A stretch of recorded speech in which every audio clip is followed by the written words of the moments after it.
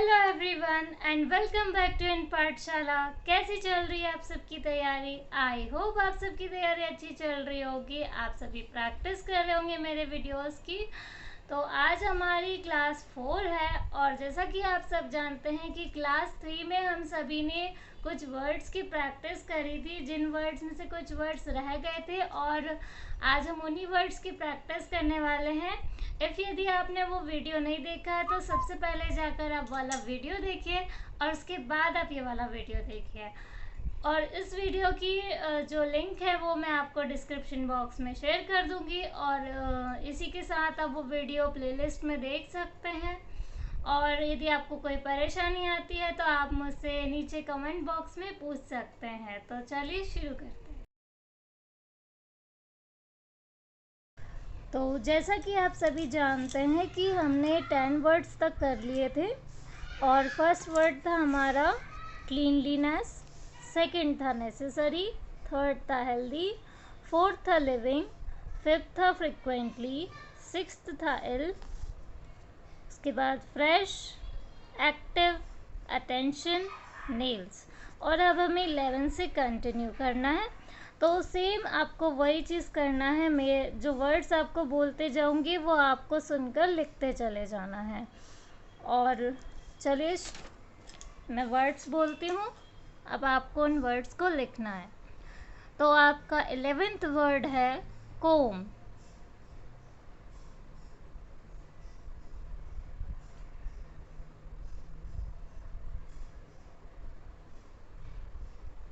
आपका 12th word है properly.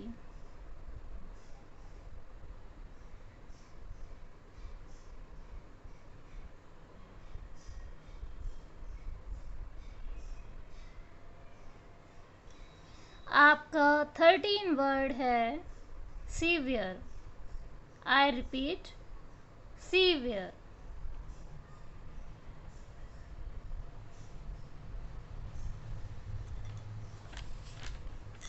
आपका 14th वर्ड है डिजीजेस। डिजीजेस। आपका 15th वर्ड है बेड।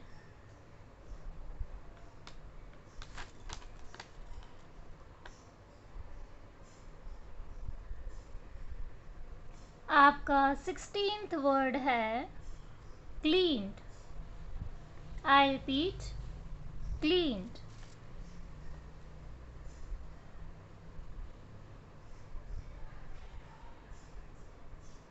आपका 17th वर्ड है टूथ स्टिक। Tooth stick.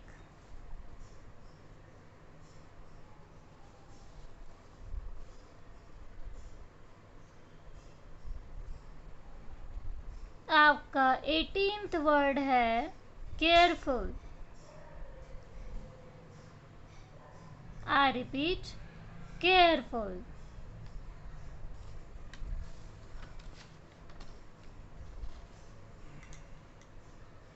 आपका 19th वर्ड है क्लासरूम।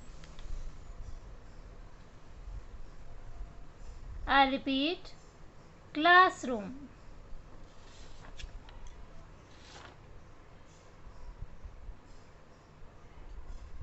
आपका 20th वर्ड है अराउंड।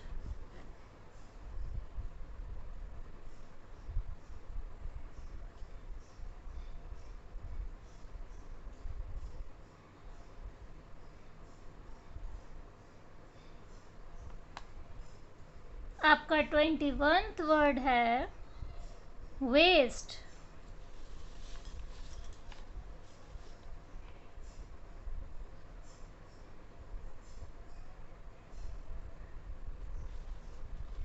आपका नेक्स्ट वर्ड है useless.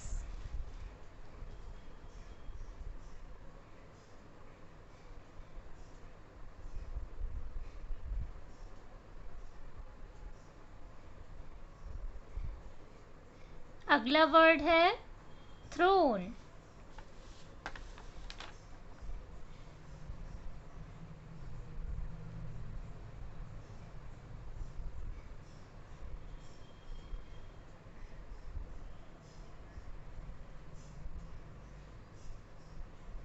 Next word is away.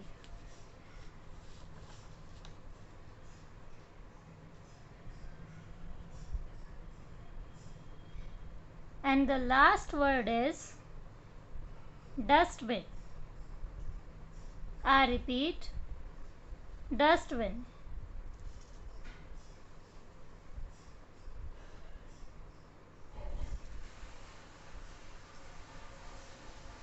तो आई होप आप सभी ने सारे वर्ड्स को बहुत अच्छे से लिखा होगा। तो चलिए चेक करते हैं। तो जो कि 11th वर्ड था हमारा कोम,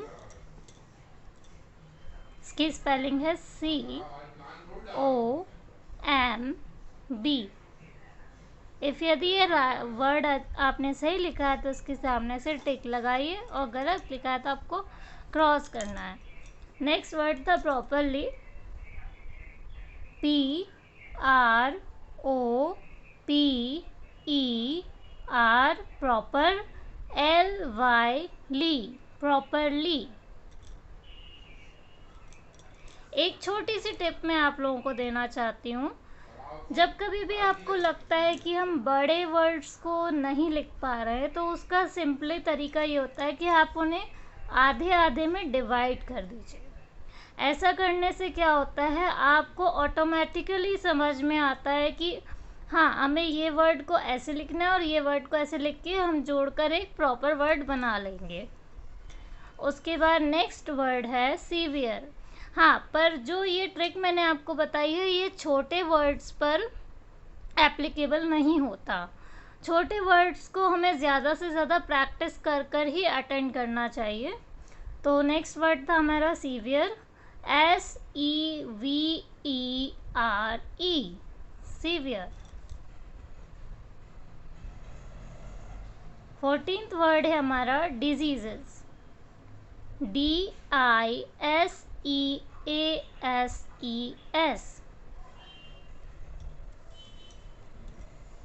15 वर्ड तो आप में से कई लोगों ने शायद सही लिखा हो, BED, बेड। और इसी के साथ अब अगले वर्ड के साथ मैं आपको एक और ट्रिक देना चाहती हूँ। जब भी कोई वर्ड आपको ऐसा लगता है कि ऐड समथिंग साउंड कर रहा है, तो उसमें ED तो लगना ही लगना है, चाहे वो कोई सा भी वर्ड हो। यदि उसमें ऐड का साउंड है तो ED तो लगना ही लगना है। तो चेक करते हैं, CLEAN, क्लीन, ED, क्लीन्ड।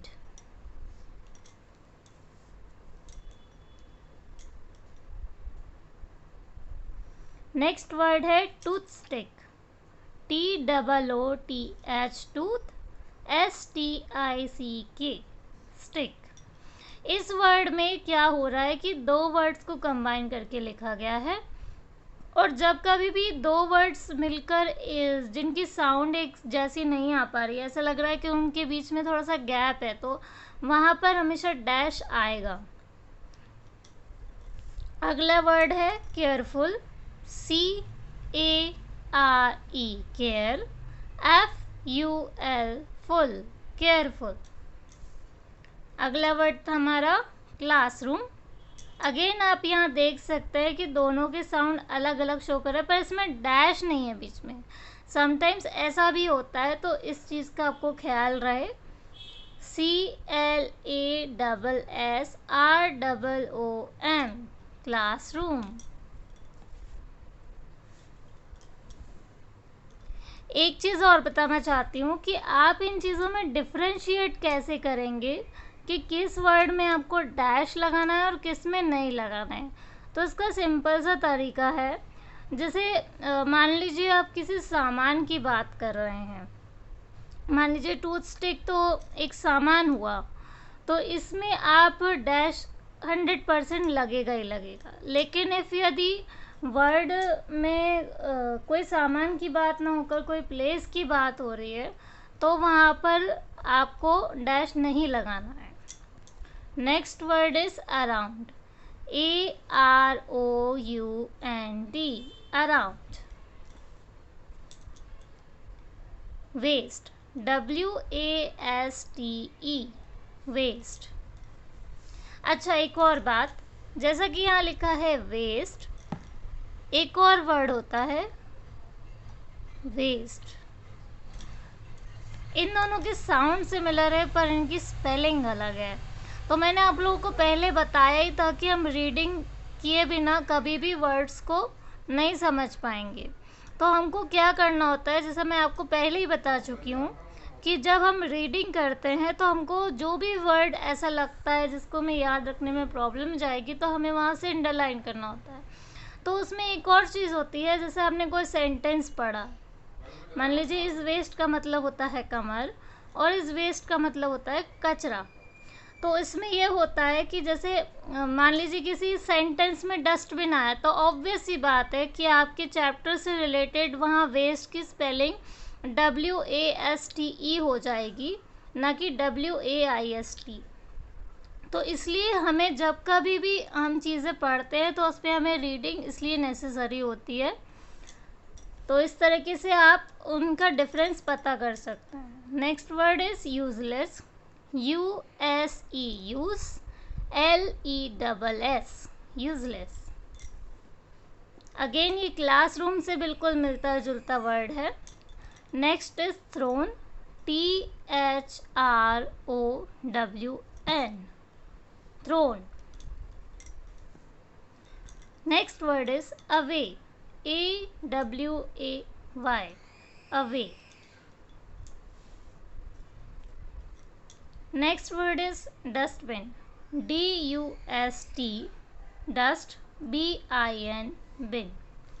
तो अब आप लोगों को आपकी गलतियां पता चली होंगी। जहाँ पर भी आपने क्रॉस किया है आपको सिंपली क्या करना है, 25 में से खुद को मार्क्स देने, जो भी आपके नंबर है वो आपको यहाँ लिखना है, ठीक है। और जिन वर्ड्स में आपकी गलतियाँ हुई हैं, सपोज़ मान लीजिए मुझे ये वर्ड नहीं आया हो, इफ़ यदि प्रॉपरली, तो PROPERLY ये हमने लिखा और उसके बाद हमें इसे 5 टाइम्स लिखना है, ठीक है। तो आज की क्लास में हमने सीखा कि हम वर्ड्स को कैसे लिखते हैं, वर्ड्स को कैसे याद करते हैं। और नेक्स्ट क्लास में अब हम थोड़ा सा ग्रामर पढ़ेंगे। तो उस क्लास में ये होगा कि फर्स्ट क्लास तो खैर मैं हिंदी में लूँगी, लेकिन उसकी जितनी भी ग्रामेटिकल क्लासेस है वो सब कुछ इंग्लिश में होने वाली हैं। मैं एक वर्ड भी हिंदी में नहीं बोलूँगी, आपको उन्हें खुद से इंग्लिश से समझना पड़ेगा कि इस वर्ड में मैम क्या बोल रही है। और जहाँ कहीं भी आपको प्रॉब्लम आती है आप कमेंट में पूछ सकते हैं। आपको आपका इंटरेक्शन मेरे से इंग्लिश में होना काफ़ी ज़्यादा ज़रूरी है, इसी पर्पज़ से मैंने इस चैनल को बनाया है। और अगर आपको मेरे वीडियोस अच्छे लगते हैं तो प्लीज़ उन्हें लाइक करें, शेयर करें एंड सब्सक्राइब करें। तो मिलते हैं फिर नेक्स्ट वीडियो में। Thanks for watching, bye.